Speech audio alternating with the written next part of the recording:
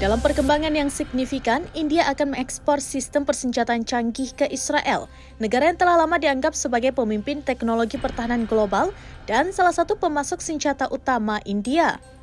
Menurut sumber, sebuah perusahaan pertahanan India telah mendapatkan pesanan besar untuk memasok sistem peluncur roket ke Israel. Meskipun rinci lengkap dari kesepakatan tersebut belum diungkapkan, peluncur tersebut diyakini memiliki jangkauan hingga 300 km. Kemampuan ini akan menempatkannya di antara sistem peluncur roket dengan jangkauan terjauh di dunia. Sistem yang dikembangkan di bawah program Make in India tidak hanya diekspor, tetapi juga disesuaikan untuk angkatan bersenjata India. Fokus khusus telah diberikan pada pengembangan pesawat nirawak.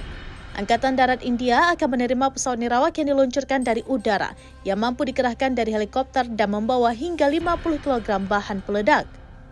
Selain itu, Angkatan Udara India tengah mengerjakan Air Launcher Swarm Drones, sebuah sistem di mana beberapa pesawat nirawak diluncurkan secara bersamaan, sehingga sulit dicegat.